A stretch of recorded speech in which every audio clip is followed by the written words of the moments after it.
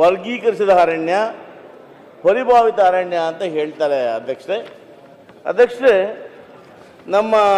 ನಾನು ಕೋಲಾರ ಜಿಲ್ಲೆಗೆ ಸಂಬಂಧಪಟ್ಟ ಮಾತ್ರ ಮಾತಾಡ್ತೇನೆ ಅಧ್ಯಕ್ಷ. ನಮ್ಮ ಕೋಲಾರ ಜಿಲ್ಲೆಯಲ್ಲಿ ಹೇಳಬೇಕಾದ್ರೆ ಗ್ರಾಮ ಅರಣ್ಯ ಅಂತಿದೆ ಅಧ್ಯಕ್ಷರೇ. ಗ್ರಾಮ ಅರಣ್ಯವನ್ನು ಇವರು 545.65 ಹೆಕ್ಟೇರ್ ಅಂತ ಹೇಳ್ತಾರೆ ಅಧ್ಯಕ್ಷರೇ. ನಾನು ಒಂದು ಮಾತು ಕೇಳ್ತೀನಿ, ಗ್ರಾಮ ಅರಣ್ಯವನ್ನು ಹಿಂದೆ ಯಾವ ಆಧಾರದ ಮೇಲೆ ತಾವು ಮಾಡಿದ್ದೀರಿ? ಗ್ರಾಮ ಅರಣ್ಯದಲ್ಲಿ ಇವತ್ತೇನು ಎಕ್ಸ್ಟೆಂಟ್ ಇದೆ, ಆ ಗ್ರಾಮ ಅರಣ್ಯದಲ್ಲಿ ಅಧ್ಯಕ್ಷರೇ ಆ ಗ್ರಾಮಗಳ ಪಕ್ಕದಲ್ಲಿರ್ತಕ್ಕಂಥ ಮಧ್ಯೆ ಒಂದೇ ಒಂದು ನಂಬರನ್ನು ತಗೊಳ್ತಾರೆ.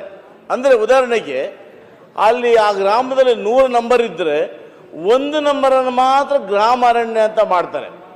ಅದು ಮಾಡಿ ಆ ಸುತ್ತಮುತ್ತ ಕೂಡ ಯಾವುದೇ ಒಂದು ಅರಣ್ಯಕ್ಕೆ ಸಂಬಂಧಪಟ್ಟಂತಹ ಕುರುಹುಗಳು ಇರೋದಿಲ್ಲ.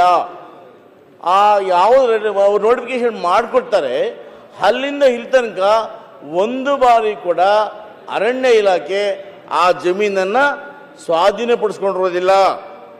ಅಧ್ಯಕ್ಷರೇ ಅಲ್ಲಿ ಯಾವುದೇ ಗಿಡ ಮರ ಇರೋದಿಲ್ಲ. ಇದರೊಟ್ಟಿಗೆ ಅಧ್ಯಕ್ಷರೇ ಆ ಗ್ರಾಮ ಅರಣ್ಯದ ಭೂಮಿಯನ್ನು ಗೋಮಾಳ ಅಂತ ಇರ್ತದೆ. ಆ ಗೋಮಾಳವನ್ನು ಸುಮಾರು 1940 ಇಸ್ವಿಯಿಂದ ಇಲ್ಲಿ ತನಕ ಮಂಜೂರು ಮಾಡ್ತಾ ಬರ್ತಾ ಇದ್ದೇವೆ. ಆ ರೈತರು ಸ್ವಾಧೀನದಲ್ಲಿದ್ದಾರೆ, ಆ ರೈತರು ಬೆಳೆ ಮಾಡ್ತಾ ಇದ್ದಾರೆ. ಇತ್ತೀಚೆಗೆ ಇವರು ಹೋಗ್ಬಿಟ್ಟು ಗ್ರಾಮ ಅರಣ್ಯ ನಮ್ಮ ಜಮೀನನ್ನು ಖಾಲಿ ಮಾಡಿ ಅಂತ ಹೇಳ್ತಾರೆ. ಅಧ್ಯಕ್ಷ, ನಾನು ಸ್ಪಷ್ಟವಾದ ಒಂದು ಪ್ರಶ್ನೆ ಕೇಳ್ತೀನಿ. ನನ್ನ ಜಿಲ್ಲೆಯಲ್ಲಿ ಭಾಳಷ್ಟು ಕಷ್ಟಕ್ಕೆ ಬಂದು ತಾವೆಲ್ಲ ನೋಡಿರ್ತೀರಿ ಪತ್ರಿಕೆಗಳಲ್ಲಿ ಆ ಒಂದು DCF ವಿರುದ್ಧ ಮಾತಾಡ್ತಕ್ಕಂಥದ್ದು, ಸಭೆಗಳಲ್ಲಿ ಸಚಿವರೇ ಶಾಸಕರೇ ಮಾತಾಡ್ತಕ್ಕಂಥದ್ದು ಇವೆಲ್ಲ ಆಗ್ತವೆ. ಯಾಕೆಂದರೆ ಗೊಂದಲ. ಆಮೇಲೆ ಒಟ್ಟಿಗೆ ಉತ್ತರ ಕೊಡಲಿ ಅಧ್ಯಕ್ಷರೇ. ಎರಡನೇದಾಗಿ ಅವರು ನಮ್ಮ ಸಾಹೇಬರು ಹೇಳ್ತಾರೆ ಈ ವರ್ಗೀಕರಿಸಿದ ಅರಣ್ಯ ಅಂತ ಹೇಳ್ತಾರೆ ಅಧ್ಯಕ್ಷರೇ. ಈ ಅರಣ್ಯ ಏನಿದೆ ಅಧ್ಯಕ್ಷರೇ, ಈ ಅರಣ್ಯಕ್ಕೆ ಒಂದು ನಮ್ಮ ಸುಪ್ರೀಂ ಕೋರ್ಟ್ ಒಂದು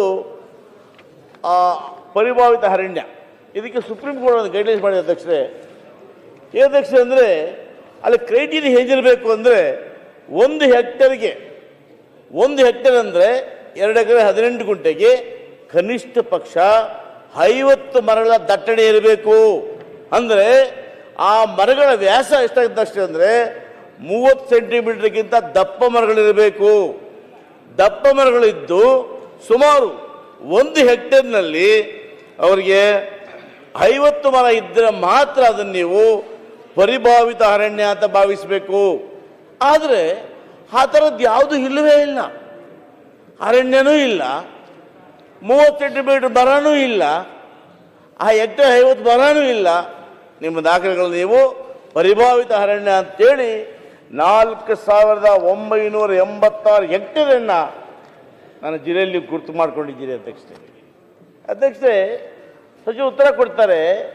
ನನ್ನ ಜಿಲ್ಲೆಯಲ್ಲಿ ನಾನು ಕ್ವಶನ್ ಮಾಡಿದ್ದೀನಿ ಏನಂತ, ಇವು ನಿಮ್ಮಲ್ಲಿ ಏನೂ ಸಂಬಂಧ ಇಲ್ಲದೆ ಇದ್ರೂ ಕೂಡ ನೀವು ಅವ್ರನ್ನ ಹೋಗಿ ನಿರ್ದಾಕ್ಷಿಣ್ಯವಾಗಿ ರೈತರನ್ನ 100 ವರ್ಷಗಳಿಂದ ಯಾರು ಸಾಗುವಳಿ ಮಾಡ್ತಾ ಇರ್ತಾರೆ ಅಂತ ರೈತರನ್ನ, ಯಾರಿಗೆ ದರಖಾಸ್ತು ಮೂಲಕ ಮಂಜೂರಾಗಿದೆ, ಯಾರಿಗೆ ಪಾಣಿ ಇದೆ, ಯಾರ ಖಾತೆ ಇದೆ ಅಂತ ರೈತರನ್ನು ನೀವು ನನ್ನ ಭಾಗದಲ್ಲಿ ಬಂಗಾರಪೇಟೆ ವಿಧಾನಸಭಾ ಕ್ಷೇತ್ರದ ಕೋಲಾರ ತಾಲೂಕಿನಲ್ಲಿ ಅರಟಿ, ಮಲ್ಲಾಂಡಹಳ್ಳಿ ಈ ಭಾಗದಲ್ಲಿ ತಾವು ನೇರವಾಗಿ ಹೋಗಿ ಬಡವರ ನಿಮ್ಮ ಅಧಿಕಾರಿಗಳು ನಿರ್ದಾಕ್ಷಿಣ್ಯವಾಗಿ ಅವರನ್ನು ತೆರವುಗೊಳಿಸಿದ್ದೀರಿ.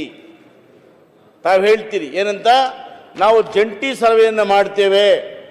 ಕಂದಾಯ ಇಲಾಖೆ, ಅರಣ್ಯ ಇಲಾಖೆ ಎರಡೂ ಜಂಟಿ ಸರ್ವೆ ಮಾಡಿ ತದನಂತರ ನೋಟಿಸನ್ನು ಕೊಟ್ಟು ಖಾಲಿ ಮಾಡಿಸ್ತೀವಿ ಅಂತ ಹೇಳ್ತೀರಿ ಗೌರವ ಸಚಿವರೇ. ಅಲ್ಲಿ ನೋಡಿ ಪರಿಸ್ಥಿತಿ, ಹರಿಜನರು ಬಡವರು ಖಂಡಿತವಾಗಲೂ ಕೂಡ ಅವರ ತಾತಂದ್ರ ಕಾಲದಿಂದ ಅದೇ ಜಮೀನಿನಲ್ಲಿ ಉಳುಮೆ ಮಾಡಿ ಸರ್ಕಾರದಿಂದಲೇ ಮಂಜೂರು ಮಾಡಿದ್ದೀರಿ, ಸಾಗುವಳಿ ಕೊಟ್ಟಿದ್ದೀರಿ.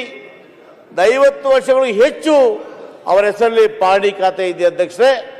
ಅಂಥ ಜಮೀನುಗಳಂತಾವು ನಿರ್ದಾಕ್ಷಿಣ್ಯವಾಗಿ ಖಾಲಿ ಮಾಡಿಸಿದ್ದೀರಿ. ನನ್ನ ತಾಲೂಕಲ್ಲಿ ನಾನೇ ಉದಾಹರಣೆ. ಅದಕ್ಕೆ ತಾವು ಹೇಳ್ತಿ ಉತ್ತರ ಕೊಡ್ತೀರಿ ಯಾವುದು ಖಾಲಿ ಮಾಡಿಸಿಲ್ಲ ಅಂತ. ಅಧ್ಯಕ್ಷ ಇನ್ನು ಮುಂದುವರೆದು ಹೇಳ್ತೀರಿ ಖಾಲಿ ಮಾಡಿಸಿದ್ರು. ಅವ್ರು ಬಂದು ಪಾಪ ರೈತರೆಲ್ಲ ಜಿಲ್ಲಾಧಿಕಾರಿ ಕಚೇರಿ ಮುಂದೆ DCF ಕಚೇರಿ ಮುಂದೆ ಧರಣಿ ಮಾಡಿದ್ರು ಅಧ್ಯಕ್ಷರೇ. ಆದರೆ ನಾನು ಮತ್ತೆ ಮಧ್ಯಪ್ರವೇಶ ಮಾಡಿ ಜಂಟಿ ಸರ್ವೆ ಮಾಡಿದೆ ಅಧ್ಯಕ್ಷರೇ. ಜಂಟಿ ಸರ್ವೆಯಲ್ಲಿ ಇವನು ಏನು ಒಕ್ಕಲೆಬ್ಬಿಸಿದ್ರು ಆ ಜಮೀನುಗಳಿಗೂ ನಿಮಗೂ ಸಂಬಂಧ ಇಲ್ಲ. ಇವತ್ತು ನಾನು ಕೇಳ್ತೇನೆ ಸರ್ಕಾರವನ್ನ, ನೀವು ಬಡವರು 1 ವರ್ಷ ಬೆಳೆ ಮಾಡದೆ ಅವರ ಜೀವನೋಪಾಯಕ್ಕೆ ನೀವು ಮಣ್ಣಾಕಿದ್ರಲ್ಲ, ಅದಕ್ಕೆ ಯಾರು ನೀವು ಹೊಣೆನಾ ನಿಮ್ಮ ಅಧಿಕಾರಿಗಳು ಹೊಣೆನಾ? ಮತ್ತೆ ನಿರ್ದಾಕ್ಷಿಣ್ಯವಾಗಿ ನಿಮ್ಮಲ್ಲಿ ಕಾನೂನು ಇದೆ ಅಂತೇಳಿ ಇಷ್ಟ ಬಂದಂಗೆ ಮಾಡ್ತಕ್ಕಂಥದ್ದು ಖಂಡಿತ ಕೂಡ ಸಮಂಜಸ ಅಲ್ಲ. ಆ ಬಗ್ಗೆ ಉತ್ತರ ಕೊಡಬೇಕು. ಅಧ್ಯಕ್ಷರೇ ಮುಂದುವರೆದು ಹೇಳ್ತೀರಿ ಅಧ್ಯಕ್ಷರೇ, ಒಂದು ಜಮೀನನ್ನ ಸರ್ಕಾರವೇ ಮಂಜೂರು ಮಾಡಬೇಕಾದಾಗ ಇರಿ ಬಂದೆ ಇಲ್ಲ ಇಲ್ಲ ಅಧ್ಯಕ್ಷರೇ ನಾ ಪ್ರಶ್ನೆ ಕೇಳ್ತಾ ಇದ್ದೀನಿ. ಇಲ್ಲ ಒಟ್ಟಿಗೆ ಹೇಳ್ಬಿಡ್ಲಿ ಅವರು, ಮತ್ತೆ ಕೇಳ್ತೀನಿ ನಾನು.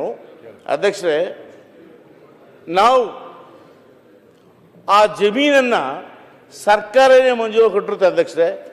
ಅಧ್ಯಕ್ಷ ಒಂದು ಕಾನೂನಿದೆ, ಯಾವುದೇ ಜಮೀನನ್ನ 30 ವರ್ಷಗಳ ಕಾಲ ನಿಮ್ಮ ದಾಖಲೆಗಳನ್ನು ಹೊಂದಿದ್ದರೆ ಅದು ಅಡ್ವರ್ಸ್ ಪೊಸಿಷನ್ನಲ್ಲಿ ಆ ಜಮೀನು ಅವರದೇ ಆಗ್ತದೆ. ಇಂಥ ಸಂದರ್ಭದಲ್ಲೂ ಕೂಡ ನೀವು 100 ವರ್ಷಗಳಿಂದ ಸ್ವಾಧೀನ ಜಮೀನನ್ನು ಬಂದು ಒಕ್ಕಲೆಬ್ಬಿಸ್ತೀರಲ್ಲ, ಇದು ಸರಿ ಅಧ್ಯಕ್ಷರೇ? ಇದು ಖಂಡಿತ ಕೂಡ ಇದು ಸಮಂಜಸ ಅಲ್ಲ. ಬಡವರಿಗೆ, ರೈತರಿಗೆ, ಆ ಜಮೀನಿನಲ್ಲಿ ದುಡಿದು ತಿಂತಕ್ಕಂಥವ್ರಿಗೆ ಮಾಡ್ತಕ್ಕಂಥದ್ದು, ಇಲಾಖೆ ಮಾಡ್ತಕ್ಕಂಥದ್ದು ಖಂಡಿತ ಕೂಡ ಸಮಂಜಸ ಅಲ್ಲ ಅಧ್ಯಕ್ಷರೇ. ಅಧ್ಯಕ್ಷರೇ, ಇನ್ನೊಂದು ಇವರು ಹೇಳಿದ್ದಾರೆ, ರಕ್ಷಿತ ಅರಣ್ಯಕ್ಕೆ ನಾವು ಬರೋದಿಲ್ಲ, ಯಾಕೆಂದರೆ ಅದು ಫಾರೆಸ್ಟ್ ಡಿಪಾರ್ಟ್ಮೆಂಟು, ಅದಕ್ಕೆ ನಾವು ಬರೋದಿಲ್ಲ. ಅದನ್ನು ನೀವು ಯಾರೇ ಒತ್ತುವರಿ ಮಾಡಿ ತೆರವುಗೊಳಿಸಿ ನಮ್ದು ಅಭ್ಯಂತರ ಇಲ್ಲ. ಆದರೆ ವಿಶೇಷವಾಗಿ 2 ಅರಣ್ಯಗಳನ್ನು, ಒಂದು ಗ್ರಾಮ ಅರಣ್ಯ, ಇನ್ನೊಂದು ವರ್ಗೀಕರಿಸಿದ ಅರಣ್ಯ, ಪರಿಭಾವಿಸಿದ ಅರಣ್ಯ. ಅಧ್ಯಕ್ಷರೇ, ಇದು ನಿಮ್ಮ ಸಂಬಂಧವೇ ಇಲ್ಲ, ನೀವು ಪೊಸಿಷನ್ ಇಲ್ಲ. ನೀವು ದಾಖಲೆಯಲ್ಲಿ ಮಾಡಿಕೊಂಡು 1932ರಲ್ಲಿ ನಮಗೆ ನೋಟಿಫಿಕೇಶನ್ ಆಗಿದೆ ಅಂತೇಳಿ ಆ ನೋಟಿಫಿಕೇಶನ್ ತಗೊಂಡು ಇವತ್ತು 80 ವರ್ಷಗಳ ನಂತರ ಇವತ್ತು ನೋಟಿಸ್ ಕೊಡ್ತಾ ಇದ್ದೀರಿ ಬಡವರಿಗೆ. ಇದು ಅಧ್ಯಕ್ಷರೇ ಖಂಡಿತ ಕೂಡ ಒಂದು ಬಡವರಿಗೆ ಅನ್ಯಾಯ ಮಾಡ್ತಕ್ಕಂಥ ಕೆಲಸ ಅಧ್ಯಕ್ಷರೇ.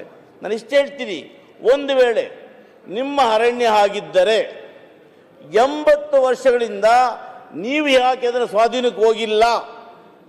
2 ಒಂದು ಗ್ರಾಮಾರಣ್ಯ, ಸಾಮಾನ್ಯವಾಗಿ ಸಾಮಾಜಿಕ ಅರಣ್ಯ ಅಂದರೆ ಅಧ್ಯಕ್ಷರೇ ಆ ಸರ್ಕಾರಿ ಜಮೀನು ಒಂದು ಕಾಲಿದ್ದಾಗ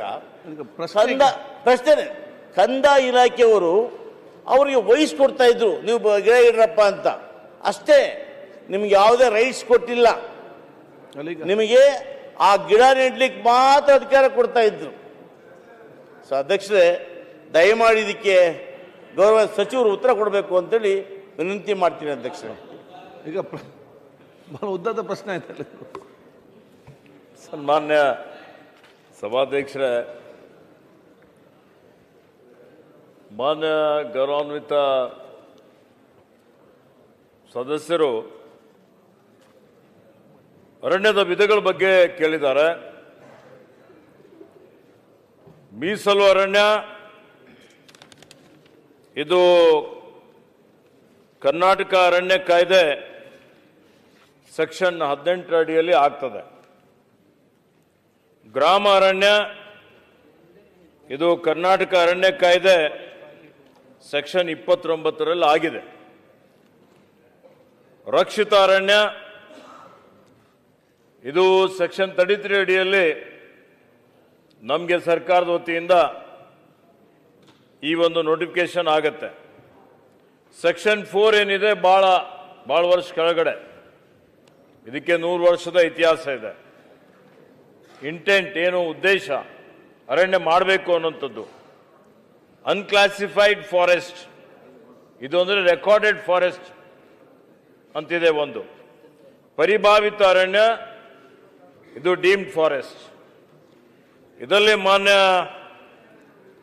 ಶಾಸಕರು ಕೋಲಾರ್ನಲ್ಲಿ ಯಾರಿವತ್ತು ಬಹಳ ವರ್ಷದಿಂದ ಉಳುಮೆ ಮಾಡ್ತಾ ಇದ್ದಾರೆ, ಅವರಿಗೆ ಒಕ್ಕಲೆಬ್ಬಿಸ್ತಾ ಇದ್ದಾರೆ ಅನ್ನುವಂಥದ್ದು, ಮತ್ತೆ ಅವ್ರ ಜಮೀನಿನಲ್ಲಿ ಅರಣ್ಯ ಇಲಾಖೆಯವರು ಹೋಗಿ ಒಕ್ಕಲೆಬ್ಬಿಸ್ತಾರೆ ಅನ್ನುವಂಥದ್ದು ಎಲ್ಲ ನಮ್ಮಲ್ಲಿರುವಂತಹ ದಾಖಲೆಗಳ ಪ್ರಕಾರ ಆ ರೀತಿಯಲ್ಲಿ ಯಾರದೇ ಪಟ್ಟಾ ಜಮೀನು ಇರ್ಬೋದು, ಖಾಸಗಿ ಜಮೀನು ಇರ್ಬೋದು, ಅಂಥವ್ರು ಯಾರಿಗೂ ಅರಣ್ಯ ಇಲಾಖೆ ವತಿಯಿಂದ ಒಕ್ಕಲೆಬ್ಬಿಸುವಂಥದ್ದಾಗಲಿ ಒತ್ತುವರಿ ತೆರವು ಮಾಡಿದಂತಾಗಲಿ ಮಾಡುವಂತ ಪ್ರಶ್ನೆ ಉದ್ಭವ ಆಗೋದಿಲ್ಲ ಅನ್ನುವಂತ ಮಾತನ್ನು ಅಧ್ಯಕ್ಷ ಒಂದೇ ನಿಮಿಷ ಹೇಳ್ತೀನಿ. ಅಧ್ಯಕ್ಷ ಒಂದೇ ನಿಮಿಷ. ಇಲ್ಲ, ಅದಕ್ಕೆ ನಾನು ಹೇಳ್ಕೊಡ್ತೇನೆ ಅಧ್ಯಕ್ಷ. ಒಂದು ನಿಮಿಷ, ಒಂದು ನಿಮಿಷ.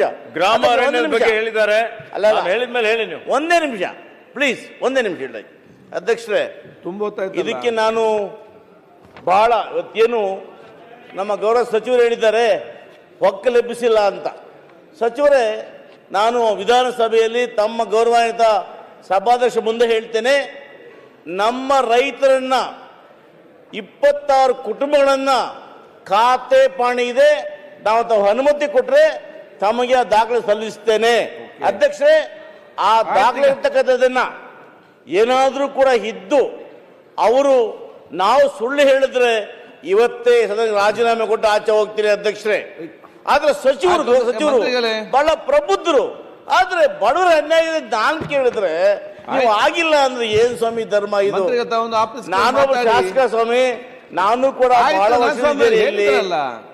ಇಲ್ಲ ಅಧ್ಯಕ್ಷರೇ, ಸುಳ್ಳು ಹೇಳ್ಬಾರ್ದಲ್ವಾ? ಇಲ್ಲ, ನಾನು ಒಬ್ಬನಿಗೆ ಸಾಧ್ಯ ಇಲ್ಲ ಅಧ್ಯಕ್ಷರೇ. ನನ್ನ ನೋವು ನನಗೆ ಗೊತ್ತಿದೆ, ನನ್ನ ಬಡವರನ್ನು ಗೊತ್ತಿದೆ.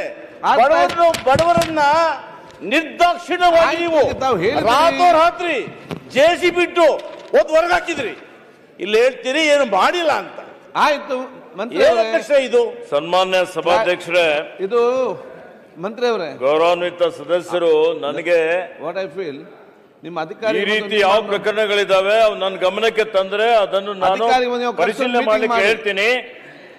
ಇವತ್ತೇನು ನಮ್ಮಲ್ಲಿ ಏನು ಯಾವುದೇ ಒಂದು ಒತ್ತುವರಿ ತೆರವು ಮಾಡಿದಂತ ಪ್ರಕರಣಗಳಿದೆ, ಇದು ಕರ್ನಾಟಕ ಅರಣ್ಯ ಕಾಯ್ದೆ 64 ADಯಲ್ಲಿ ಪ್ರೊಸೀಡಿಂಗ್ಸ್ ಮಾಡಿ, ನೋಟಿಸ್ ಇಶ್ಯೂ ಮಾಡಿ, ಹಿಯರಿಂಗ್ ಮಾಡಿ, ಆರ್ಡರ್ಸ್ ಪಾಸ್ ಆಗಿದೆ. ಒಂದ್ಸಲ ಆರ್ಡರ್ ಪಾಸ್ ಆಯ್ತು ಅಂತ ಹೇಳಿದ್ರೆ ಅವರು CMಗೆ ಅಪೀಲ್ ಹೋಗ್ಬೋದು, ಹೈಕೋರ್ಟ್ಗೆ ಅಪೀಲ್ ಹೋಗ್ಬೋದು. ಕಾನೂನು ರೀತಿಯ ಎಲ್ಲಾ ರೀತಿಯಲ್ಲಿ ನೋಡಿಕೊಂಡೇ ಮಾಡಿದಂಥದ್ದು ನನ್ನ ಗಮನಕ್ಕೆ ಇದೆ. ಅವ್ರೇನ್ ಹೇಳ್ತಾ ಇದ್ದಾರೆ ಅಂತದ್ದು ಯಾವ್ದಾದ್ರು ಪ್ರಕರಣ ಇದೆ ನನ್ನ ಗಮನಕ್ಕೆ ತಂದ್ರೆ ಅವ್ರಿಗೆ ನಾನು ಮಾತಾಡ್ತೇನೆ. ಪರಿಭಾವಿತ ಅರಣ್ಯ ಮತ್ತು ಅವರು ನಿಮ್ಮ ಗ್ರಾಮ ಅರಣ್ಯದ ಬಗ್ಗೆ ಮಾತನಾಡಿದರೆ, ಗ್ರಾಮ ಅರಣ್ಯ ಬಹಳ ವರ್ಷ ಕೆಳಗಡೆ ಆಗಿದ್ದಂಥದ್ದಿದೆ. RTCಯಲ್ಲಿ ಅದು ಅರಣ್ಯ ಅಂತಿದೆ. ಅರಣ್ಯ ಅಂತ ಒಂದು ಸಲ ಅರಣ್ಯ ಅಂತ ಬಂದ್ರೆ once A forest is always A forest. ಸರ್ವೋಚ್ಚ ನ್ಯಾಯಾಲಯದ ತೀರ್ಪಿದೆ. ಯಾವುದು ಗ್ರಾಮ ಅರಣ್ಯ ಇರ್ಬೋದು, ಪ್ರೊಟೆಕ್ಟೆಡ್ ಅರಣ್ಯ ಇರ್ಬೋದು, ರಕ್ಷಿತ ಅರಣ್ಯ ಇರ್ಬೋದು, ಅನ್ಕ್ಲಾಸಿಫೈಡ್ ಅರಣ್ಯ ಇರ್ಬೋದು, ಯಾವುದೇ ಅರಣ್ಯ ಇದ್ರೆ FC ಮಾಡದೆ, ಫಾರೆಸ್ಟ್ ಕ್ಲಿಯರೆನ್ಸ್ ಮಾಡದೆ, ಪರ್ಯಾಯ ಅವರಿಗೆ ಭೂಮಿ ಕೊಡದೆ, ನಾವು ಕೇಂದ್ರ ಸರ್ಕಾರಕ್ಕೆ ಪ್ರಸ್ತಾವನೆ ಸಲ್ಲಿಸಿ ಪರವಾನಗಿ ತೆಗೆದುಕೊಳ್ಳದೆ ಯಾವುದೇ ಅರಣ್ಯೇತರ ಕೆಲಸ ಕಾರ್ಯಗಳಿಗೆ ಅರಣ್ಯ ಇಲಾಖೆಯವರು ಕೊಡ್ಲಿಕ್ಕೆ ಬರೋದಿಲ್ಲ. ಈ ನೆಲದ ಕಾನೂನಿದೆ, ಇದು ಈ ಕಾನೂನು ಬಿಟ್ಟು ಅರಣ್ಯ ಇಲಾಖೆಗೆ ಹೋಗ್ಲಿಕ್ಕೆ ಬರೋದಿಲ್ಲ. ಡೀನ್ ಫಾರೆಸ್ಟ್ ಹೇಳಿದ್ದಾರೆ, ಡೀನ್ ಫಾರೆಸ್ಟ್ ಬಗ್ಗೆ ಇದೆ. ಡೀನ್ ಫಾರೆಸ್ಟ್ ಅಲ್ಲಿ ಗೊಂದಲ ಏನಿದೆ ಅಂದ್ರೆ, ಗೋದಾವರ್ಮನ್ ಕೇಸ್ ಆಗಿದ್ಮೇಲೆ ಎಲ್ಲೆಲ್ಲಿ ಈ ರೀತಿಯಲ್ಲಿ ಸರ್ಕಾರದ ಒಂದು ಜಮೀನಿದೆ, ಅರಣ್ಯ ತರ ಇದ್ದಂಥದ್ದು ಡೀನ್ ಫಾರೆಸ್ಟ್ ಮಾಡಬೇಕು ಅಂತೇಳಿ ಸರ್ವೋಚ್ಚ ನ್ಯಾಯಾಲಯದ ಆದೇಶ ಆಯ್ತು. ಅದಾದ್ಮೇಲೆ ಎಲ್ಲಾ ರಾಜ್ಯಗಳು ಒಂದೊಂದು ಸಮಿತಿ ರಚನೆ ಮಾಡಿದ್ವು. ನಮ್ಮ ರಾಜ್ಯದಲ್ಲೂ ಸಮಿತಿ ರಚನೆ ಆಯ್ತು. ಕಮಿಟಿ ರಚನೆ ಆಗಿ ಮಾಡಿದ ನಂತರ ಮೊದಲನೇ ಹಂತದಲ್ಲಿ 10 ಲಕ್ಷ ಹೆಕ್ಟೇರ್ ಡೀನ್ ಫಾರೆಸ್ಟ್ ಅಂತ ಹೇಳಿ ವರದಿ ಬಂತು. ಆ 10 ಲಕ್ಷ ಹೆಕ್ಟೇರ್ ಬಂದಿದ್ದಕ್ಕಾಗಿ ಇದೆಲ್ಲ ತಪ್ಪಾಗಿದೆ, ವಿಲೇಜ್ ಸೇರಿಸಿದ್ದಾರೆ, ಸರ್ಕಾರಿ ಶಾಲೆ ಸೇರಿಸಿದ್ದಾರೆ. ಈಗ ಪೂರ್ತಿ ಹೇಳ್ತೀನಿ, ಒಂದೇ ನಿಮಿಷದಲ್ಲಿ ಗೊತ್ತಾಗ್ಲಿಲ್ಲ ಅವರಿಗೆ ಡೀನ್ ಫಾರೆಸ್ಟ್ ಅಂತ ಹೇಳಿ. ಅದಕ್ಕೆ ಅವ್ರು ಕೇಳಿದ್ದಾರೆ, ಕೇಳಿಕ್ಕೆ ಅವಕಾಶ ಮಾಡಿಕೊಟ್ಟಿದ್ರೆ ಮತ್ತೆ ನಾವು ಹೇಳಿಕ್ಕೆ ಅವಕಾಶ ಕೊಡ್ಬೇಕಲ್ಲ. ಅದಕ್ಕೆ ಡೀನ್ ಫಾರೆಸ್ಟ್ ಅಲ್ಲಿ ಈಗ 3 ಲಕ್ಷ, ಕೊನೆಗೆ ಏನ್ ಬಂತು ಹಿಂದಿನ ಸರ್ಕಾರದಲ್ಲಿ 2022ರಲ್ಲಿ 3,30,000 ಡೀನ್ ಫಾರೆಸ್ಟ್ ಅಂತ ಹೇಳಿ ಸರ್ವೋಚ್ಚ ನ್ಯಾಯಾಲಯಕ್ಕೆ ಒಂದು ಅಫಿಡವಿಟ್ ಕೊಡಲಾಗಿದೆ. ಆ 3,30,000 ಎಲ್ಲ ಹಳ್ಳಿಗಳಲ್ಲಿ ಸರ್ವೆ ನಂಬರ್ ಹಾಕಿ 2022ರಲ್ಲಿ ಕೊಟ್ಟಿದ್ದಂಥದ್ದಿದೆ. ಈಗ ಅದರಲ್ಲೂ ಬಹಳಷ್ಟು ಮಿಸ್ಟೇಕ್ಸ್ ಇದೆ. ಯಾಕೆ ಅಂತ ಹೇಳಿದ್ರೆ, ಜಿಲ್ಲಾ ಮಟ್ಟದಲ್ಲಿ ಜಿಲ್ಲಾಧಿಕಾರಿಗಳ ಅಧ್ಯಕ್ಷತೆಯಲ್ಲಿ, ರೀಜನಲ್ ಅಂದ್ರೆ ವಿಭಾಗೀಯ ಮಟ್ಟದಲ್ಲಿ ರೀಜನಲ್ ಕಮಿಷನರ್ ಅಧ್ಯಕ್ಷತೆಯಲ್ಲಿ, ರಾಜ್ಯ ಮಟ್ಟದಲ್ಲಿ ಅಪರ ಮುಖ್ಯ ಕಾರ್ಯದರ್ಶಿ ಅಧ್ಯಕ್ಷತೆಯಲ್ಲಿ ಸಮಿತಿ ಇತ್ತು. ಉಸ್ತುವಾರಿ ಮಂತ್ರಿಗಳ ಜೊತೆಲಿ ಚರ್ಚೆ ಮಾಡಿನೇ ಕೊಡ್ಬೇಕಂದ್ರು ತಪ್ಪಾಗಿ ಕೊಟ್ಟಿದ್ದಕ್ಕಾಗಿ ಅನೇಕ ಗ್ರಾಮಗಳು ಶಾಲೆಗಳೆಲ್ಲ ಅದರಲ್ಲಿ ಬಂದ್ಬಿಟ್ಟಿದ್ದಾವೆ, ಊರಿನ ಸಮೀಪನೂ ಬಂದ್ಬಿಟ್ಟಿದೆ. ಈಗ ಸರ್ವೋಚ್ಚ ನ್ಯಾಯಾಲಯನೇ ಒಂದು ತೀರ್ಪನ್ನು ಕೊಟ್ಟಿದೆ. ಇದನ್ನು ಪುನರ್ ಪರಿಶೀಲನೆ ಮಾಡಿ ಮತ್ತೆ ಕೇಂದ್ರ ಮತ್ತು ಸರ್ವೋಚ್ಚ ನ್ಯಾಯ ಕೊಡಿ ಅಂತೇಳಿ ನಾವು ಈಗಾಗಲೇ ಸಮಿತಿ ರಚನೆ ಮಾಡಿದ್ದೇವೆ. ಕೋಲಾರದಲ್ಲಿ ಏನು 4,986 ಹೆಕ್ಟೇರ್ ಪರಿಭಾವಿತ ಅರಣ್ಯ ಅಂತೇಳಿ ಕೊಟ್ಟಿದ್ದಿದೆ. ಈ ಪರಿಭಾವಿತ ಅರಣ್ಯ ಹೀಗೆ ನಾವು ಮತ್ತೆ ಪುನರ್ ಪರಿಶೀಲನೆ ಮಾಡ್ತಾ ಇದ್ದೇವೆ. ಆ ಸಂದರ್ಭದಲ್ಲಿ ನಮ್ಮ ಸಚಿವರು ಇರ್ಬೋದು, ಶಾಸಕರು ಇರ್ಬೋದು, ಜನಪ್ರತಿನಿಧಿಗಳಿರ್ಬೋದು, ಇದು ಪರಿಭಾವಿತ ಅರಣ್ಯ ರೀತಿಯಲ್ಲಿ ಇಲ್ಲ ಅನ್ನುವಂಥದ್ದು ಹೇಳಿದ್ರೆ ಅದನ್ನು ಕೈ ಬಿಡ್ಲಿಕ್ಕೂ ಅವಕಾಶ ಇದೆ. ಅಂಥದ್ರಲ್ಲಿ ಅದು ಮಾಡುವಂತ ಕೆಲಸ ನಾವು ಮಾಡ್ತೇವೆ. ಕೋಲಾರಗೆ ಸಂಬಂಧಪಟ್ಟಂತೆ ಕಾನೂನುಬದ್ಧವಾಗಿ ಮಾಡಿದ್ರೆ ಎಲ್ಲಿ ಈ ರೀತಿಯಲ್ಲಿದೆ ಅಂತ ನಮ್ಮ ಗಮನಕ್ಕೆ ಬಂದ್ರೆ ಅದನ್ನು ಪರಿಶೀಲನೆ ಮಾಡ್ಲಿಕ್ಕೆ ಹೇಳ್ತೇನೆ. ಇದನ್ನು ಸ್ವಲ್ಪ ಚರ್ಚೆಗೆ ಅವಕಾಶ ಕೊಡಿ. ಇಡೀ ಮಲೆನಾಡಿನಲ್ಲಿ ಬೆಂಕಿ ಹತ್ತಿ ಉರಿತಾ ಇದೆ. ಸುಲಭ ಅಲ್ಲ. ಅವ್ರು ಹೇಳಿದ್ದಾರೆ ಅನೇಕ ಸಂಗತಿಗಳನ್ನ. ಜಂಟಿ ಸರ್ವೆ ಆಗಲಿಲ್ಲ, ಅರಣ್ಯಾಧಿಕಾರಿಗಳು ಬಂದು ಸ್ಥಳ ತನಿಖೆ ಮಾಡಲಿಲ್ಲ, ಇವರು ನೋಟಿಫಿಕೇಶನ್ಗಳಾಗಿದೆ, ಊರು ಬೆಂಕಿ ಹತ್ತಿ ಉರಿತಾ ಇದೆ. ಇದನ್ನ ಪರಿಭಾವಿತ ಅರಣ್ಯ ಅಂತ ಮಾಡಿದವ್ರು ನೀವೇ ಇದ್ದೀರಿ. ಪರಿಭಾವಿತ 2022ರಲ್ಲಿ ನಿಮ್ಮ ಸರ್ಕಾರ ಇದ್ದಾಗೆ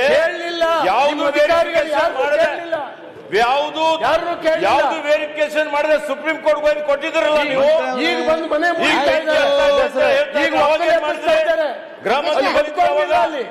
ನೋಡ್ಬೇಕಾಗಿತ್ತಲ್ಲ ಅವಾಗ, ಅಲ್ಲಿ ನೋಡಿದಿರ ಅವಾಗ ಕೇಳಲಿಲ್ಲ ಸರ್. ಯಾಕೆ ತಪ್ಪಾಯ್ತು? ನಿಮ್ಮ ಅಧಿಕಾರಿಗಳು ಅಧಿಕಾರಿಗಳ ಪ್ರಶ್ನೆ ನೀವೇನ್ ಮಾಡ್ತಾ ಇದ್ದೀರಿ? ನಿಮ್ಮ ಅಧಿಕಾರಿಗಳು ಕೇಳಲಿಲ್ಲ. ಸರ್ಕಾರದಲ್ಲಿ ಇದ್ದೀರಾ ಅವಾಗ. ಸುಪ್ರೀಂ ಕೋರ್ಟ್ ಹೇಳಿದ್ರೆ ಅಷ್ಟ್ಬಿಟ್ಟು ಬೇರೆ ಏನಿಲ್ಲ. ಸಭಾಧ್ಯಕ್ಷರೇ ಚರ್ಚೆಗೆ ತಪ್ಪು. ಇದನ್ನ ಡೀಟೇಲ್ ಪರಿಭಾವಿತ ಅರಣ್ಯ ಇದೆ, ಡೀಮ್ ಫಾರೆಸ್ಟ್ ಇದೆ, ತಪ್ಪಾಗಿ ಏನು ಕೊಟ್ಟಿದ್ದಾರೆ. ಈಗೇನು ಜನ ಸಫರ್ ಆಗ್ತಾ ಇದ್ದಾರೆ, ರಾಜ್ಯದ ಅಭಿವೃದ್ಧಿನೂ ಸಮಸ್ಯೆ ಆಗ್ತಾ ಇದೆ. ನೀವು ಮಾಡಿದಂತದ್ದು ನೀವೇನು ಕೊಟ್ಟಿದ್ದೀರಿ ಅದಕ್ಕೆ ಸರಿಪಡಿಸುವಂತ ಕೆಲಸ ನಾವು ಮಾಡ್ತಾ ಇದ್ದೇವೆ. ನಿಮ್ಮನ್ನು ಕೂಡ ಕೇಳ್ತಾ ಇಲ್ಲ. ನಿಮ್ಮನ್ನು ಕೂಡ ಕೇಳ್ತಾ ಇಲ್ಲ. ಸುಪ್ರೀಂ ಕೋರ್ಟ್ ಸಭಾಧ್ಯಕ್ಷರೇ, ಸಮೀಕ್ಷೆ ಮಾಡಬೇಕಂತ ತೀರ್ಮಾನ ಆಗಿದೆ. ಕಂದಾಯ ಇಲಾಖೆ, ಅರಣ್ಯ ಇಲಾಖೆ ಸೇರಿ ರಾಜ್ಯಾದ್ಯಂತ ಜಂಟಿ ಸಮೀಕ್ಷೆ ಮಾಡ್ತಾ ಇದ್ದೇವೆ. ಈ ಸಮಸ್ಯೆ ಏನಿದೆ ಇವತ್ತಿಂದಲ್ಲ, ಇದು ಸುಮಾರು 50 ವರ್ಷ 100 ವರ್ಷದ ಸಮಸ್ಯೆ ಇದೆ. 1980ರಲ್ಲಿ ಅರಣ್ಯ ಸಂರಕ್ಷಣೆ ಕಾಯ್ದೆ ಬಂತು.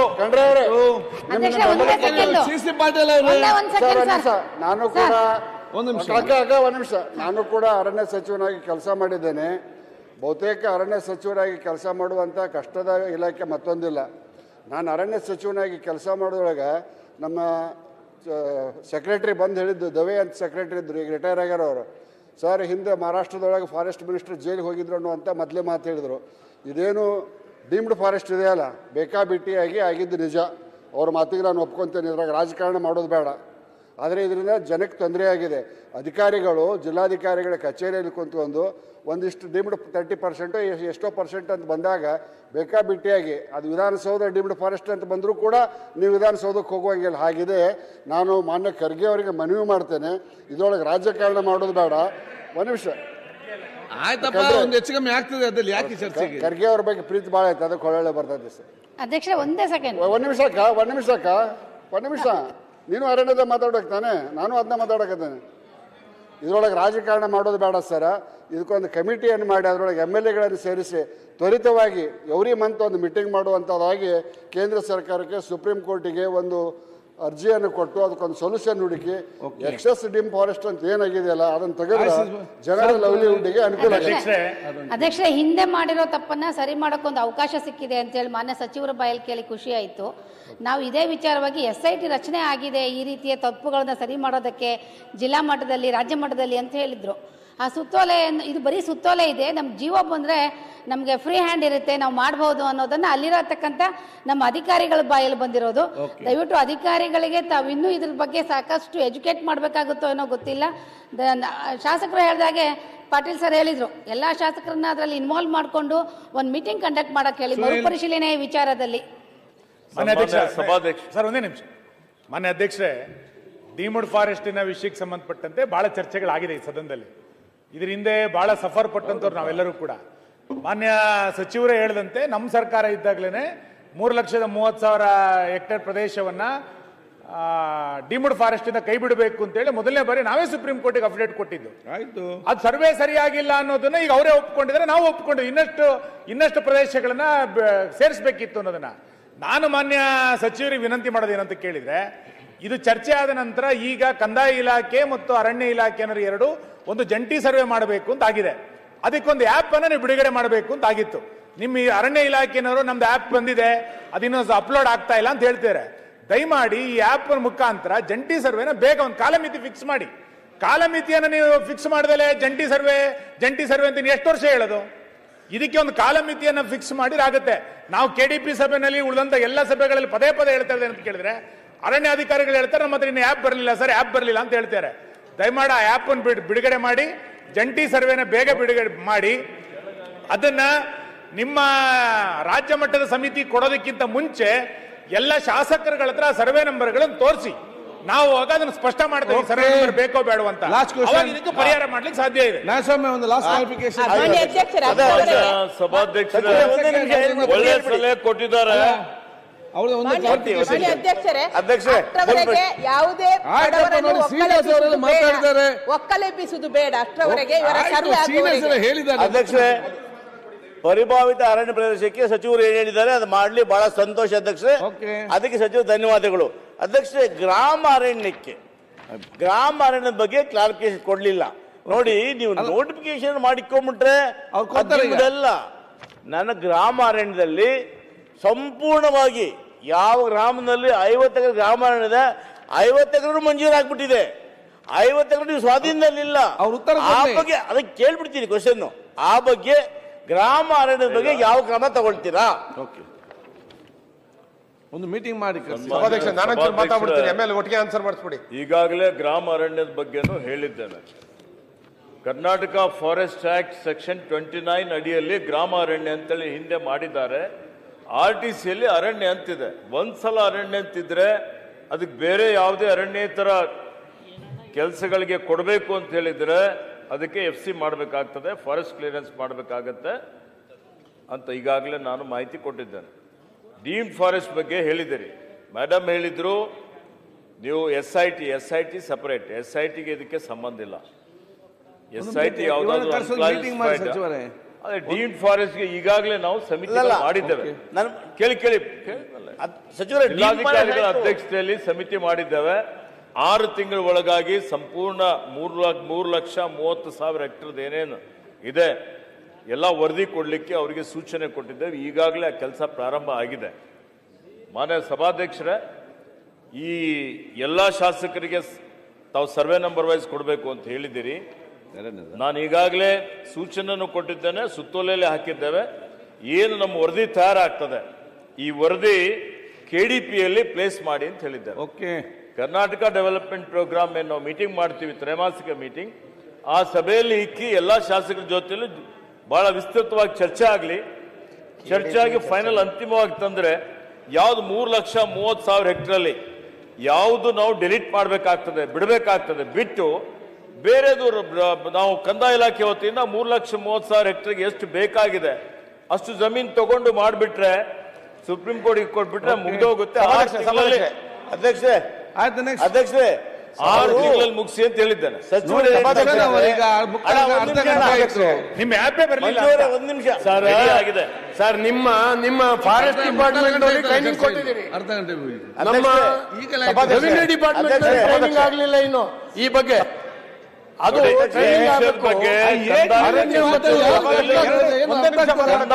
ಸಚಿವ ಜೊತೆಯಲ್ಲಿ ನಾನು ಚರ್ಚೆ ಮಾಡಿದ್ದೇವೆ, ಸಭೆ ಮಾಡಿ 6 ತಿಂಗಳು ಟೈಮ್ ಕೊಟ್ಟಿದ್ದೇವೆ. 6 ತಿಂಗಳ ಮಾಡ್ತೀವಿ. ಮಾತಾಡ್ಬೇಕು, ಪ್ರಾಕ್ಟಿಕಲ್ ಆಗಿ ಆಲೋಚನೆ ಮಾಡಿ. ನಾನು ಪ್ರಶ್ನೆ ಮುಗ್ದಿಲ್ಲ ಅಧ್ಯಕ್ಷರೇ. ಈಗ ಗ್ರಾಮ ಅರಣ್ಯವನ್ನ ನಮ್ಮಲ್ಲಿ ಅರಣ್ಯ ಬಂದ್ಬಿಟ್ಟಿದೆ ಅಂದ್ರೆ ಪಾಡಿ ವೆರಿಫಿಕೇಶನ್ ಮಾಡಿಸಿ, ಮತ್ತೆ ನೀವು ಸರ್ಕಾರಕ್ಕೆ ಕಳಿಸ್ತೀವಿ ಅಂದ್ರೆ ಆಗದಿರೋ ಕಥೆ. ಈಗ ಗ್ರಾಮ ಅರಣ್ಯ ನಿಮ್ಮಲ್ಲಿ ತಪ್ಪಾಗಿ ಅರಣ್ಯ ಅಂತ ನಮೂದಾಗಿದ್ರೆ ಅದರ ಏಸಿಕ್ ಪವರ್ಸ್ ಇದೆ, RTC ಚೇಂಜ್ ಮಾಡಿಸಿ. ಅದನ್ನೇ ಅಧಿಕಾರಿ ಸರ್ವೆ ಮಾಡಿಸಿ ಮಾತಾಡಿಸಿ ಹೇಳಿದ್ದೇನಲ್ಲ. ಅಲ್ಲ ಅಧಿಕಾರಿಗಳ ಒಟ್ಟಿಗೆ ಹೋಗಿ ಮಾತಾಡಿದ್ರೆ ಮಂತ್ರಿ ಅವರೇ, ಪರಿಭಾವಿತ ಅರಣ್ಯಕ್ಕೆ ಡೀಮ್ಡ್ ಫಾರೆಸ್ಟ್ ಕಾನೂನು ಇದೆಯೋ ಅದನ್ನೇ ಕೂಡ ಗ್ರಾಮಾರಣ್ಯಕ್ಕೂ ಮಾಡಿ. ಆಯ್ತು ಮಂತ್ರಿ ಅವರೇ, ಅಧ್ಯಕ್ಷರೇ ಆಮೇಲೆ ಒಂದು ಮೀಟಿಂಗ್ ಕರೆದು ಬಿಡಿ. ಸಬ್ಕೋಸೆ ಸಭೆ ಮಾಡಿ ಅವ್ರದ್ದು ಏನ್ ಸಮಸ್ಯೆ ಇದೆ ತಿಳ್ಕೊಂಡು ಬಗೆಹರಿಸಲಿಕ್ಕೆ ಪ್ರಯತ್ನ ಮಾಡ್ತಾರೆ. ಪರಿಹಾರ ಸಿಕ್ಕುದಿಲ್ಲ. ಏನಿದೆ ನಮ್ಮಲ್ಲಿ ಸೋಲಾರ್ ಫೆನ್ಸಿಂಗ್ ಅಧ್ಯಕ್ಷೆ ಆಯ್ತಲ್ಲ, ಒಂದು ಮುಕ್ಕಲ್ ಸಬ್ ಕ್ವಶನ್ ಇದು, ಸಬ್ ಕ್ವಶನ್ ಬೇರೆ ಹೋಗೋದಿಲ್ಲ ನಾನು. ಅಧ್ಯಕ್ಷೆ ನಮ್ಮಲ್ಲಿ ಮಾಲೂರು ಮತ್ತು ಬಂಗಾರಪೇಟೆ ಅರಣ್ಯ ದೊಡ್ಡ ಅರಣ್ಯ ಅಧ್ಯಕ್ಷೆ, ಅಲ್ಲಿ ಆನೆಗಳ ಹಾವಳಿ ಅಂತೇಳಿ ಸೋಲಾರ್ ಫೆನ್ಸಿನ ಮಾಡಿ ಅರ್ಧಕ್ಕೆ ಮಾಡಿ ಕೈ ಬಿಟ್ರು. ಅದೇ ಅಧ್ಯಕ್ಷೆ ಮೇಂಟೆನೆನ್ಸ್ ಹಣ ಕೊಡ್ತಾ ಇಲ್ಲ ಅಧ್ಯಕ್ಷೆ. ಕೆಳಗಡೆ ಹುಲ್ಲು ಬೆಳ್ಕೊಂಬಂದು ಗ್ರೌಂಡ್ ಆಗಿ ಸಂಪೂರ್ಣವಾಗಿ ಇವತ್ತು ಸೋಲಾರ್ ಫೆನ್ಸಿಂಗ್ ಕೆಲಸ ಮಾಡ್ತಾ ಇಲ್ಲ. ದಯಮಾಡಿ ಸಚಿವರು ಆ ಸೋಲಾರ್ ಫೆನ್ಸಿಂಗ್ ಮೇಂಟೈನ್ ಮಾಡಲಿಕ್ಕೆ ಬಾಕಿ ಏನು ಕಾಮಗಾರಿ ಉಳ್ಕೊಂಡಿದೆ ಅದಕ್ಕೆ ಹಣ ಮಂಜೂರು ಮಾಡಬೇಕು ಅಂತ ತಮ್ಮ ವಿನಂತಿ ಮಾಡ್ತಾರೆ. ಇನ್ನೊಂದು ಸಬ್ ಕ್ವಶನ್ ಸರ್, ಸೋಲಾರ್ ಐದನೇ ಸಬ್ ಕೇಳ್ಬಿಡ್ತೀವಿ ಅಧ್ಯಕ್ಷ. ಐದನೇ ಸಬ್ ಕ್ವಶನ್ ನಮ್ಮಲ್ಲಿ ಹಿಂದೆ ಸಿದ್ದರಾಮಯ್ಯವರು 13-18ರಲ್ಲಿ ಒಂದು ಇದನ್ನ ಇಂದಿರಾ ಗಾಂಧಿ ಟ್ರೀ ಪಾರ್ಕ್ ಅಂತ ಮಾಡಿದ್ರು ಅಧ್ಯಕ್ಷರೇ. ಅದಕ್ಕೆ 3 ಕೋಟಿ ರೂಪಾಯಿ ಹಣ ನಿಗದಿ ಮಾಡಿದ್ರು. ಅಲ್ಲಿ ಇವತ್ತು ಬಹುದಾಕಾರವಾಗಿ ಜನ ಪ್ರವಾಸಿಗರು ಬರ್ತಾ ಇದ್ದಾರೆ. ದಯಮಾಡಿ ಆ ಪಾರ್ಕ್ ಅನ್ನು ಇನ್ನೂ ಅಭಿವೃದ್ಧಿ ಮಾಡಲಿಕ್ಕೆ ಹಣ ಮಂಜೂರು ಮಾಡಬೇಕು ಅಂತ ವಿನಂತಿ ಮಾಡ್ತೀನಿ ಅಧ್ಯಕ್ಷರೇ. ಸನ್ಮಾನ್ಯ ಸಭಾಧ್ಯಕ್ಷರೇ, ಆಯ್ತು ಸೀರಿಯಸ್ ಎಲ್ಲ ಕಾಡಾನೆ ಹಾವಳಿ ತಡಿಲಿಕ್ಕೆ ನಾವು ಏನೇನು ಕಾರ್ಯಕ್ರಮಗಳನ್ನು ರೂಪಿಸಿದ್ದೇವೆ. ಎಲಿಫೆಂಟ್ ಪ್ರೂಫ್ ಟ್ರೆಂಚ್ ಇರ್ಬೋದು, ಸೋಲಾರ್ ಫೆನ್ಸಿಂಗ್ ಇರ್ಬೋದು, 74 ಕಿಲೋಮೀಟರ್ ಅಲ್ಲಿ ಮಾಡಿದ್ದೇವೆ. ಇನ್ನು ಕೆಲವೊಂದು ನಡೀತಾ ಇದೆ, ವರ್ಕ್ ನಡೀತಾ ಇದೆ. ನಿರ್ವಹಣೆ ಸರಿಯಾಗಿ ಆಗ್ತಾ ಇಲ್ಲ ಅಂತ ಹೇಳ್ತಾ ಇದ್ದಾರೆ. ಈಗಾಗಲೇ ಸೂಚನೆಯನ್ನು ಕೊಟ್ಟಿದ್ದೇವೆ. 100ಕ್ಕೆ 100% ಸೋಲಾರ್ ಟೆಂಟೆಕಲ್ ಫೆನ್ಸಿಂಗ್ ಇರ್ಬೋದು, ಎಲಿಫೆಂಟ್ ಪ್ರೂಫ್ ಟ್ರೆಂಚ್ ಇರ್ಬೋದು, ನಿರ್ವಹಣೆ ಮಾಡಲಿಕ್ಕೆ ಎಷ್ಟು ಅವಶ್ಯಕತೆ ಇದೆ ಅಷ್ಟು ಅನುದಾನ ಬಿಡುಗಡೆ ಮಾಡಲಾಗುವುದು. ಆಯ್ತು. ಈಗ ಇಂದಿರಾ ಗಾಂಧಿ ಅವರು ಪಾರ್ಕ್ಗಾಗಿ ಅವ್ರು ಕೇಳ್ತಾ ಇದ್ದಾರೆ.